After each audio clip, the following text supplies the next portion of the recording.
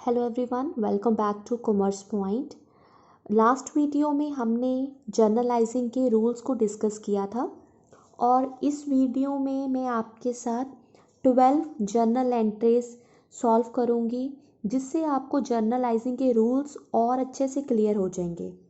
And trust me, maximum time paper में इन्हीं 12 entry के बीच में से आपको क्वेश्चन पूछा जाएगा।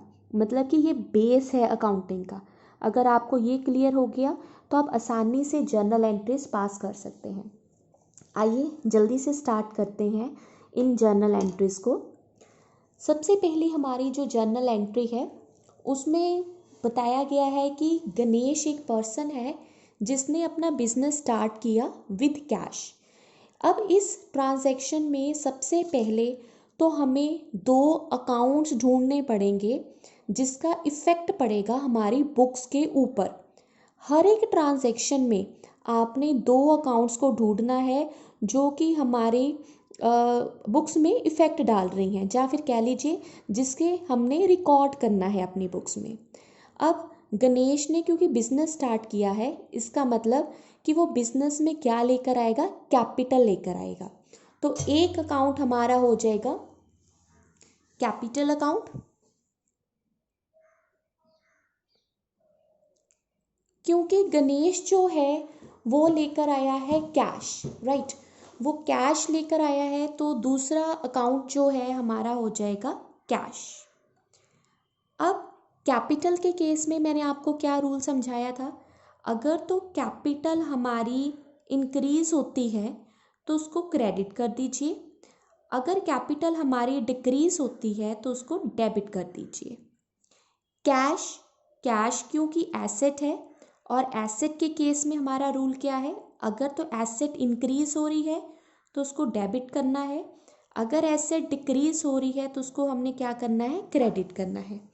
अब दोबारा से इस स्टेटमेंट को रीड कीजिए और देखिए कि इसमें क्या हो रहा है। Ganesh started his business with cash. जब वो बिजनेस में कैश लेकर आएगा, इसका मतलब हमारा कैश इंक्रीज हो जाएगा। दूसरी तरफ क्योंकि वो कैपिटल लेकर आ रहा है तो हमारी कैपिटल भी क्या हो जाएगी, इंक्रीज हो जाएगी। इसका मतलब कैश अकाउंट को हम डेबिट करेंगे और कैपिटल अकाउंट को क्रेडिट करेंगे। तो बहुत ही सिंपल हो गया। हमारी जर्नल एंट्री क्या होगी, cash account debited to capital account. Amount हमारी कितनी है, 50,000। 50,000 से डेबिट कर देना है और 50,000 से क्रेडिट कर देना है। याद रखिएगा, हर एक जर्नल एंट्री में नरेशन लिखना बहुत ज़रूरी है। नरेशन में हम लिखते हैं कि ये एंट्री किससे रिलेटेड है। तो ये है बीइंग बिजनेस स्टार्टेड, राइट। तो आपने कोई भी ट्रांजैक्शन होगी, सबसे पहले तो देखना है उसमें कौन से दो अकाउंट्स इन्वॉल्व हैं, फिर देखना है वो इंक्रीज हो रहा है कि डिक्रीज हो रहा है। वैसे ही आपने रूल को सिलेक्ट कर कर एंट्री पास कर देनी है। आइए चलते हैं सेकंड एंट्री पर, परचेज्ड गुड्स। सो जब आप परचेजेस करते हैं तो दो अकाउंट्स यहाँ पर इन्वॉल्व रहेंगे। एक तो है हमारा कैश, क्योंकि यहाँ पर कुछ नहीं लिखा हुआ ना कि क्रेडिट में ट्रांजैक्शन है, ना ही हमें किसी का नाम लिखा हुआ है, वेंडर का, सप्लायर का नाम नहीं लिखा। इसका मतलब ये क्या है, हमारी कैश ट्रांजैक्शन है। दूसरा पर यहाँ पर वर्ड आएगा परचेजेस, ठीक है। दूसरा क्या आ गया, परचेजेस वर्ड आ गया। कैश, कैश हमारी क्या है, एसेट है। एसेट जब बढ़ेगी तो उसको डेबिट कर देना है, कम होगी तो उसको हमने क्या कर देना है, क्रेडिट कर देना है। परचेज, परचेज किया तो ये मेरे क्या है, एक्सपेंस है हमारे लिए, ठीक है, कंपनी के लिए एक्सपेंस है। तो एक्सपेंस के केस में भी बढ़े तो डेबिट कर दिया, कम हुए तो क्रेडिट कर दिया, राइट। सबसे पहले एंट्री पढ़ी, दो अकाउंट्स देख लिए, रूल्स हमने लिख लिए। अब दोबारा से उसको पढ़ो। गुड्स परचेज की, जब आपने गुड्स परचेज की होंगी तो उसका इफेक्ट क्या हुआ होगा, उससे आपका कैश बैलेंस डिक्रीज हो गया। और आपके एक्सपेंसेस जो हैं हमारे बढ़ गए। परचेज अकाउंट को डेबिट कर दीजिए, कैश अकाउंट को क्रेडिट कर दीजिए। तो हमारी जर्नल एंट्री क्या होगी? परचेज अकाउंट डेबिटेड 5000, साथ ही साथ टू कैश अकाउंट विथ 5000। ठीक है, यहाँ पर हम लिखेंगे बीइंग गुड्स परचेज्ड। ठीक है, अगली एंट्री है हमारी रिलेटेड टू सेल। अब यहाँ पर सेल लिखा है, एक तो हमने सेल जरूर लेना है, दूसरा उस पर्सन का नाम लिखा है, तीसरा कैश लिखा है। अगर वर्ड कैश लिखा है इसका मतलब ये क्रेडिट ट्रांजैक्शन तो बिल्कुल नहीं है, उधार पर नहीं है, हमने कैश पर पेमेंट की। क्योंकि आपने कैश पर पेमेंट की है इसलिए उस पर्सन का नाम नहीं आएगा। तो सिंपल दो चीज़ें ही हमारे पास आएंगी, एक है हमारा कैश अकाउंट। कैश अकाउंट के केस में आपको पता है कैश सेल करने से कैश क्या हो जाएगा? इंक्रीज हो जाएगा। कैश एसेट है, एसेट जब इंक्रीज होती है तो उसको हम क्या करते हैं? डेबिट करते हैं।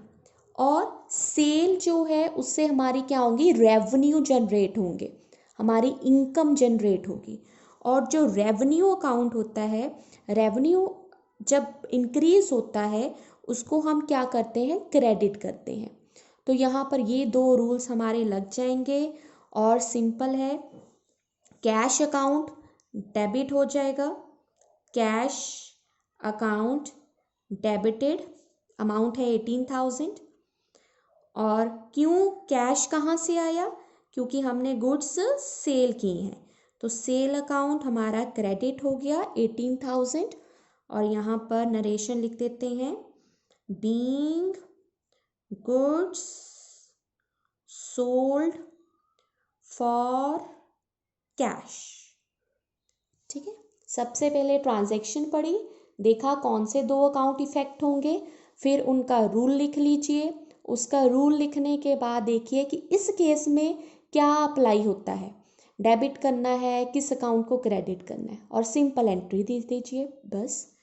अब अगली देखिए एंट्री जल्दी से, purchase goods from mister moon. अब इसमें दो चीज़ें हैं, एक तो है परचेजेस, दूसरा है मिस्टर मून।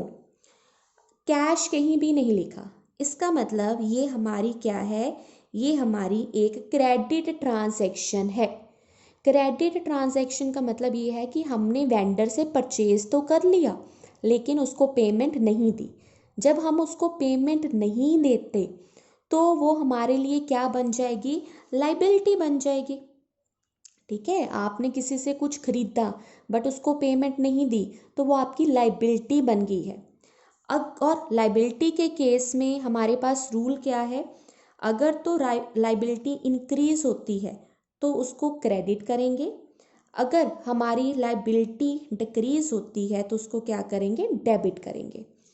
अब परचेजेस के केस में हमारी लाइबिलिटी इंक्रीज हो जाएगी, इसलिए हम मिस्टर मून जो कि क्या है? हमारी लाइबिलिटी है, he is our creditor. Creditors क्या होती हैं? करंट लाइबिलिटी होती है।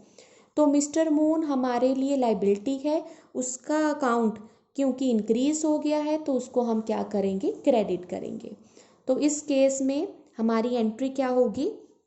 परचेज का आपको मैं पहले से ही बता चुकी हूँ कि परचेज के अकाउंट को हम डेबिट करते हैं, परचेजेस टू मिस्टर मून, ये हमारी एंट्री हो जाएगी विथ 12,000। अब यहाँ पर नरेशन लिखेंगे, मून अकाउंट लिखिए, यहाँ नरेशन लिखेंगे being goods purchased on credit. ठीक है, तो अब एक चीज़ कंपेयर करते हैं हम, जब तो गुड्स आपने कैश पर परचेज की तो एंट्री थी परचेजेस टू कैश, और जब क्रेडिट पर परचेज की हैं तो हमने जिससे परचेज की उसका हम नाम लिख देंगे, purchase account debited to mister Moon. तो अभी 4 एंट्रीज हो गई हैं। अब हम अगली एक एंट्री पर चलते हैं। नेक्स्ट है सेल से रिलेटेड, बट यहाँ पर लिखा हुआ है, उन्होंने खुद से लिखा है कि हमने मिस्टर ओशन से क्रेडिट पर सेल की है, उसको क्रेडिट पर सेल किया है, तो this is also your credit transaction, right. जब आप क्रेडिट पर सेल करते हैं तब जो हमारा कस्टमर है वो आपका क्या बन जाएगा, ही इज़ योर डेटर। और डेटर क्या है हमारी, debtor is your current assets. इसका मतलब यहाँ पर मिस्टर ओशन जो है वो आपकी करंट एसेट बढ़ गई। अगर करंट एसेट में इंक्रीज होगा तो आप उसको डेबिट करोगे, करंट एसेट में डिक्रीज होगा तो उसको क्रेडिट करोगे। क्योंकि आपने सेल की है तो सेल से वो बढ़ गया, इसलिए मिस्टर ओशन के अकाउंट को हम डेबिट करेंगे, ठीक है। तो एंट्री क्या होगी, mister Ocean account debited to sale account, और अमाउंट है 25,000, ठीक है। यहाँ पर लिख देते हैं बीइंग गुड्स